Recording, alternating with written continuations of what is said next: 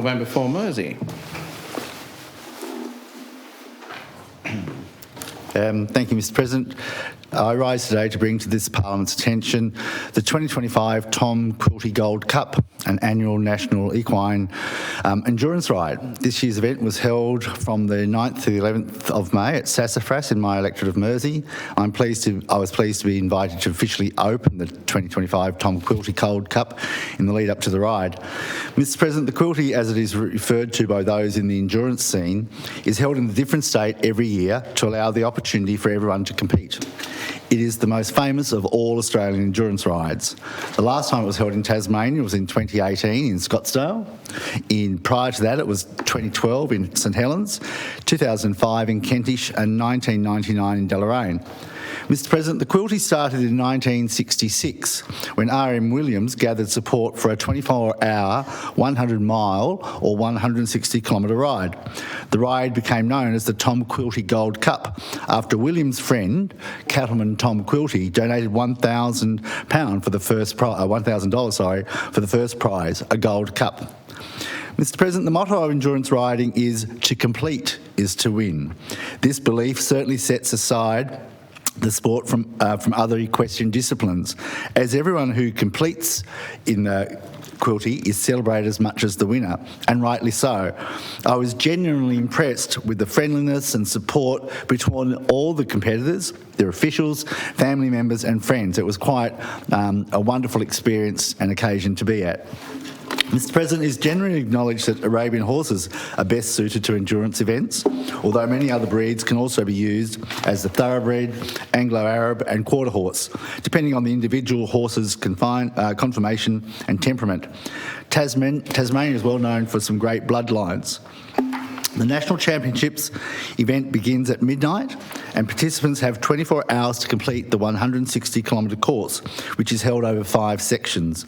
The competitors return to the ride base after each section for a thorough vet check of their horse before being allowed to continue. Mr. President, each horse must then be judged fit to continue at the end of the 160-kilometre distance before they're able to earn the ride for the most coveted Quilty buckle. If they don't pass that test, they are vetted out. There were a range of buckles on display, and one of the guest speakers spoke exceptionally well about the history of the buckle. Indeed, Mr. President, it is widely recognised that the utmost importance is placed on the welfare of the horses competing in this sport, and all decisions are made in the best interest of their four-hoofed friends. And it was amazing listening to some of the riders speak about their love for their horse, and it's just they are so infatuated by that and supporting one another. I would like to acknowledge, however, this year's event host, Pat Lamprey, who has a long-standing affiliation with the sport and has spent over 25 years hosting events, and Pat and her family are well known within the Latrobe municipality. Mr. President, this year's Quilty was held in Pat's Paddock at Smith and Others Road, Sassafras, which is approximately 8 kilometres east of the Sassafras Primary School. It was like a mini village with horses, temporary paddocks, cars, trailers, caravans, motorhomes, food vans, marquees and stall holders everywhere. Indeed, I fondly remember riding Pat's husband Dickie's horse called Nabola Nook Knight over a 30-kilometre course a number of years ago at their property. Dickie sadly has passed away some time ago now, Mr. President, but I recall being really pleased that he trained Knight so well that I don't think it was possible for me to fall off. Mr. President, 135 competitors, including 5 international riders, entered this year's event across 4 divisions, and of those entries, 78 completed the ride. I congratulate this year's winners, the competitors, the strappers, the entourage, and especially the horses on the countless hours of training, dedication, skill and horsemanship. Mr. President, I would also like to acknowledge the additional landowners who kindly gave riders access to their properties for the Quilty. I know that it was truly appreciated by all of the competitors.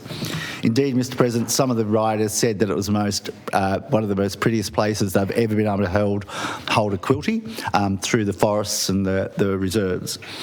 Indeed, Mr. President, the organising committee are grateful for each and every sponsorship and donation received, as events like the Quilty do not happen without this crucial support.